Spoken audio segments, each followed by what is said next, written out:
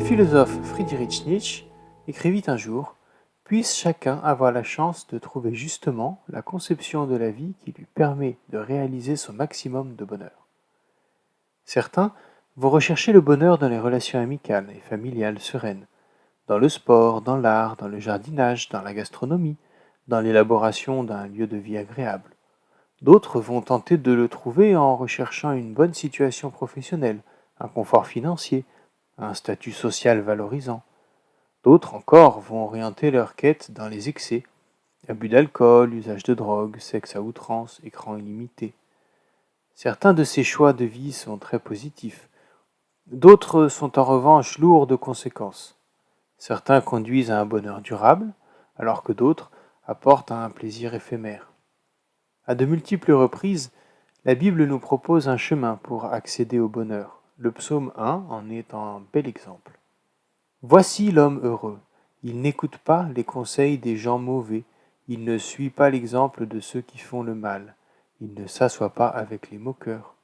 Au contraire, il aime l'enseignement du Seigneur, et le redit jour et nuit dans son cœur.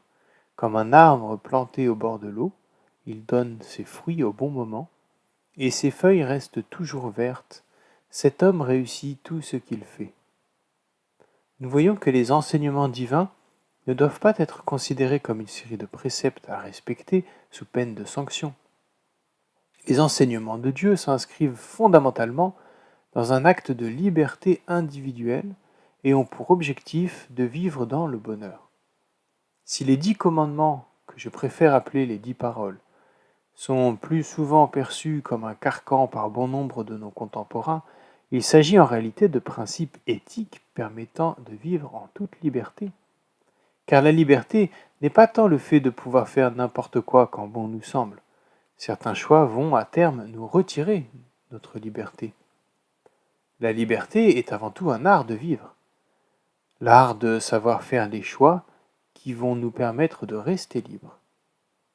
Et le bonheur que Dieu nous propose à travers la Bible est un bonheur qui nous veut libres. Pourquoi ne pas aller rechercher aujourd'hui dans la Bible d'autres secrets du bonheur divin? Belle journée à vous.